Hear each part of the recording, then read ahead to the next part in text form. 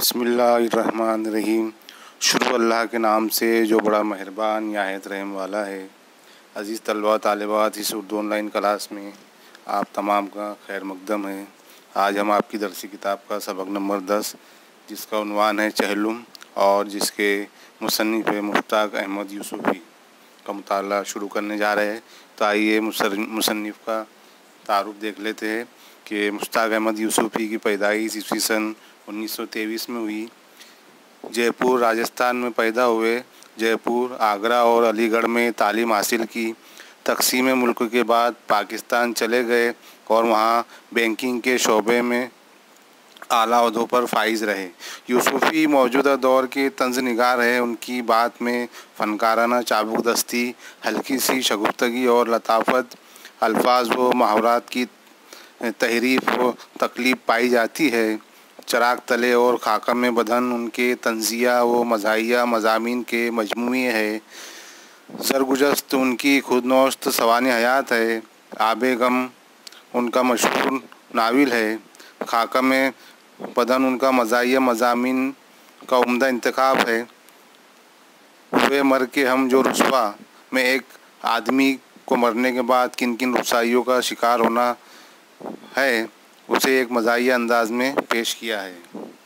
यानी मुश्ताक अहमद यूसुफ़ी जो है वो एक मज़ा निगार है और मज़ा के साथ साथ तंज़ भी करते, एक मैसेज भी लोगों को देते हैं। तो इस सबक में भी उन्होंने एक मरने के बाद इंसान को किस किस रुसवाइयों का सामना करना पड़ता है उसको बहुत अच्छे अंदाज में पेश किया है। बहुत ही मज़ाहिया सबक है। आप तवज्जो से सुने और समझे, आपको बहुत मज़ा आएगा। तो शुरू करते हैं सबक। मुझे चहलुम में भी शिरकत का इत्तेफाक हुआ, लेकिन सिवाय एक नेक तीनत मौलवी साहब के जो पुलाव के चावलों की लंबाई और गलावट को मरहूम के ठेठ जन्नती होने की निशानी करार दे रहे थे, बकिया हजरात की गुलअफ़शानी गुफ्तार का वही अंदाज़ था, वही जुग जुग थे, वही चहचहने। एक बुज़ुर्ग गवार जो नान कौरमे के हर आतिश लुक़मे के बाद आधा आधा गिलास पानी पीकर कब्ल अज़ वक्त सैर बल्कि सैराब हो गए थे, मुँह लाल करके बोले कि मरहूम की औलाद नहायत ना खल्फ निकली। मरहूम व मग़फ़ूर शद्दुमद से वसीयत फरमा गए थे कि मेरी मिट्टी बगदाद ले जाई जाए, लेकिन नाफरमान औलाद ने उनकी आखिरी ख्वाहिश का ज़रा पास ना किया। उस पर एक मुँहफट पड़ोसी बोल उठे, साहब ये मरहूम की सरासर ज़्यादती थी कि उन्होंने खुद तो तादम मर्ग म्युनिसिपल हदूद से कदम बाहर नहीं निकाला, हदिये के पासपोर्ट तक नहीं बनवाया और एक वकील साहब ने कानूनी मोशगाफ़ी की बैनुल अक़वामी कानून को बमूजब पासपोर्ट की शर्त सिर्फ जिंदों के लिए है, मुर्दे पासपोर्ट के बगैर भी जहाँ चाहे जा सकते हैं, ले जाए जा सकते हैं। मिर्ज़ा फिर लुकमा दे गए। तो मुसन्निफ़ कह रहे कि मुझे एक चहलुम की दावत में शरीक होने का मौका मिला, तो वहाँ पर एक नेक आदत वाले मौलवी साहब के जो पुलाव की चावलों की लंबाई और उसकी गलावट को मरहूम की जन्नती होने की निशानी करार दे रहे थे, और बकिया हज़रात जो थे वो भी बातें बनाने का अंदाज़ उनका भी बहुत अच्छा था, और वो लोग सब वहाँ चावल पुलाव खाते जा रहे थे और बातें बनाते जा रहे थे। और एक बुज़ुर्ग जो नान कौरमे की हर आतिश लुक़मे के बाद, यानी हर एक एक लुक़मे के बाद आधा आधा गिलास पानी पीकर एकदम सैर हो जाते थे और एकदम सैराब हो जाते थे, और मुँह लाल करके बोले पान खाकर कि औलाद मरहूम की जो औलाद है वो नहायत ना खल्प निकली, यानी ना फरमा बरदार, यानी वालिदैन की अताअत नहीं की, क्योंकि मरहूम ने बहुत सख्ती से वसीयत फरमाई थी कि मेरी मिट्टी बगदाद ले जाई जाए, यानी मुझे मरने के बाद बगदाद में दफन किया जाए, लेकिन नाफरमान औलाद ने उनकी आखिरी ख्वाहिश का ज़रा पास ना किया। तो उनके पास ही एक मुँहफट पड़ोसी बोल उठे कि साहब ये मरहूम की सरासर ज़्यादती थी कि उन्होंने तो मरते दम तक म्युनिसिपालिटी हदूद से कदम बाहर नहीं निकाला, और हद तो ये है कि पासपोर्ट तक नहीं बनवाया। तो एक वकील साहब ने कानूनी मोशगाफ़ी यानी कानूनी पेचीदगियों के मुतालिक कहा कि बैनुल अक़वामी कानून है कि पासपोर्ट सिर्फ जिंदों के लिए है, मुर्दे बगैर पासपोर्ट के भी जहाँ चाहे जा सकते हैं या ले जाए जा सकते हैं। मैं ये कह रहा था कि यूँ तो हर मरने वाले के सीने में ये ख्वाहिश सुलगती रहती है कि मेरा काशी का मुजस्समा यानी काशी का मुजस्समा जिसे कद आदम बनाने के लिए बसा औकात अपनी तरफ से पूरे 1 फीट का इजाफा करना पड़ता है। म्यूनसिपल पार्क के बीचों बीच उस्तादा किया जाए और जुमला नाज़नीना ने शहर 4 महीने 10 दिन तक मेरे लाशे को गोद में लिए बाल बिखराए बैठी रहे। मिर्ज़ा ने दूसरा मिसरा लगाया, यानी कि उन्होंने कहा कि हर मरने वाले के सीने में कोई ना कोई ख्वाहिश सुलगती रहती है। एक मरने वाले ने कहा कि भाई मेरा मरने के बाद कांसी का मुजस्समा यानी जो तांबे की धात से बना हुआ होता है पुतला, वो बनाया जाए और उसे म्यूनसिपल पार्क के बीचों बीच यानी शहर के बीचों बीच उस पुतले को लगा दिया जाए, ताकि शहर की खूबसूरत औरतें मेरे लाश को एक महीना और 10 दिन तक लिए फिरे और बाल बिखराते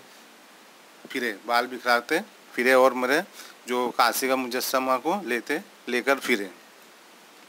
मगर साहब, वसीयतों की भी एक हद होती है। हमारे छटपन का किस्सा है। पीपल वाली हवेली के पास एक झोपड़ी में ईस्वी सन 1939 तक एक अफीमी रहता था।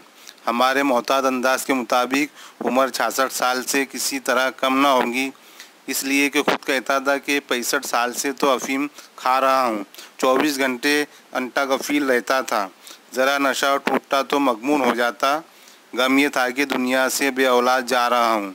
अल्लाह ने कोई औलाद नरीना ना दी जो उसकी बान की चारपाई की जायज़ वारिस बन सके। उसके मुतालिक मोहल्ले में मशहूर था कि पहली जंग अज़ीम के बाद से नहीं नहाया है। उसको इतना तो हमने भी कहते सुना कि खुदा ने पानी सिर्फ पीने के लिए बनाया था, मगर इंसान बड़ा जालिम है।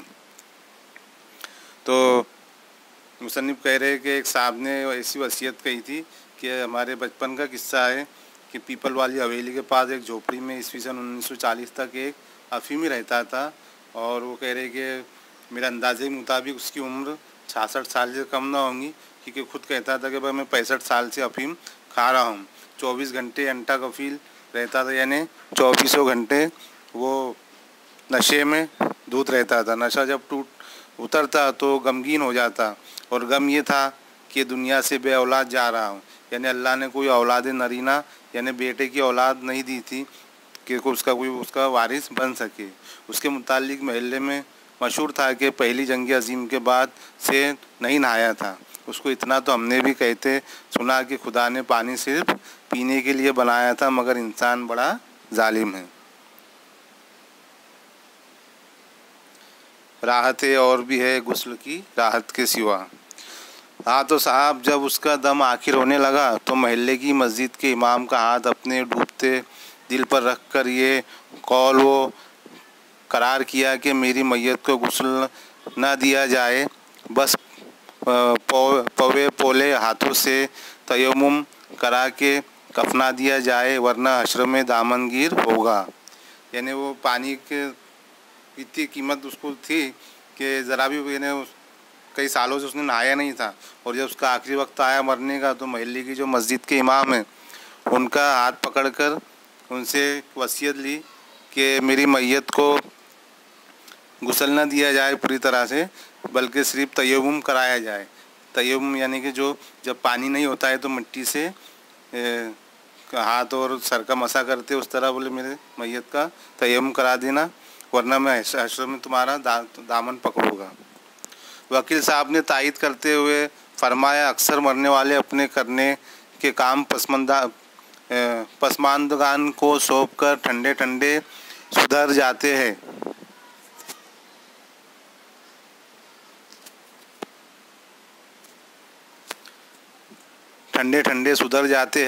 पिछली गर्मियों में दीवानी अदालतें बंद होने से चंद यौम में कबल एक मकामी शायर का इंतकाल हुआ। वाक़या है कि उनके जीते जी किसी फिल्म रसाले ने भी उनकी उरिया नज़मों को शर्मिंदा तबाअत ना किया। लेकिन आपको हैरत होगी कि मरहूम अपने भतीजे को इसाले सवाब की ये राह समझा गए कि बाद मर्डन मेरा कलाम हिनाई कागज़ पर छपवा कर साल के साल मेरी बरसी पर फ़कीरों और मुदीरों को बिला हदिया तकसीम किया जाए। यानी एक वकील साहब ने तारीफ़ करते हुए फरमाया कि अक्सर जो मरने वाले होते हैं वो अपने पसमानदागान यानी अपने अहलो अयाल या अपने घर वालों को कुछ ना कुछ नसीहत सौंप कर सीधे ठंडे ठंडे सुधर जाते हैं न मर जाते हैं। पिछली गर्मियों की बात है कि भाई दीवानी अदालत बंद होने से चंद दिन पहले एक मकामी शायर का इंतकाल हुआ। वाक़या है कि उनके जीते जी किसी फिल्म रसाले ने भी उनकी उरिया नज़में यानी उनकी बेकार और फजूल नज़मों को शाये नहीं किया। लेकिन आपको हैरत होंगी कि मरहूम अपने भतीजे को इसाले सवाब की राह समझा गए कि मेरे मरने के बाद मेरा जो कलाम है वो हिनाई कागज़ पर यानी जो कागज़ हिनाई कागज़ कहते हैं कि जिसका कलर मेहंदी की तरह होता है, वो कागज़ कीमती कागज़ होता है, उस पर छपवा कर साल के साल मेरी बरसी पर फ़कीरों और मुदीरों को बिला हदिया ने बग़ैर पैसों का तकसीम किया जाए।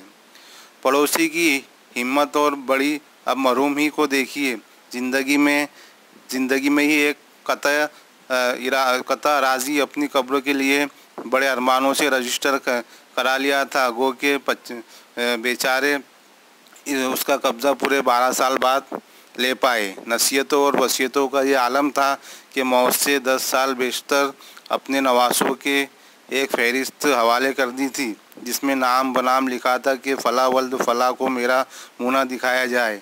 जिन हजरात से ज़्यादा आज़रदा खातिर थे उनके नाम के आगे वल्दियत नहीं लिखी थी।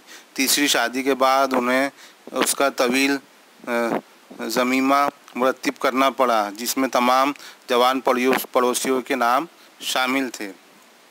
यानी एक पड़ोसी की बात बता रहे कि मरहूम ने ज़िंदगी में ही अपनी कब्रों की जो जगह थी वो रजिस्टर करवा लिया था, और वो रजिस्टर करवाने के पूरे 12 साल बाद उनको उस पर कब्ज़ा मिला। इन्होंने 12 साल बाद मरे। और उनकी नसीहतों और वसीयतों का ये आलम था कि मौत से 10 साल पहले अपने नवासों को एक फ़हरिस्त हवाले कर दी थी, और उसमें सबके नाम लिखा था कि भाई जिनसे उनकी दुश्मनी थी या जिनसे उनसे बनती नहीं थी तो उनके नाम लिख दिए थे कि भाई इनको मेरा मुँह ना दिखाया जाए। और तीसरी शादी के बाद उन्हें उसका तवील ज़मीमा मुरत्तिब करना पड़ा, जिसमें तमाम जवान पड़ोसियों के नाम भी शामिल थे। फिर हमने तो यहाँ तक सुना है कि मरहूम न सिर्फ अपने जनाजे में शुरका की तादाद मुतय्यन कर गए, बल्कि आज के चहलुम का मेनू भी खुद ही तय फरमा गए थे। वकील ने खाके में शौक के रंग भरा, यानी कि वो कह रहे थे, वकील ने कहा कि भाई मैंने तो यहाँ तक सुना हो कि भाई जो लोग शरीक होने वाले हैं उनकी तादाद मुतय्यन की फहरिस्त भी बना गए थे, और साथ साथ चहलुम का मेनू यानी चहलुम में क्या क्या बनेगा उसकी लिस्ट भी उनके नवासों के हवाले कर दिए थे कि मेरे मरने के बाद मेरे चहलुम में ये चीज़ें खाने के लिए बनाई जाए।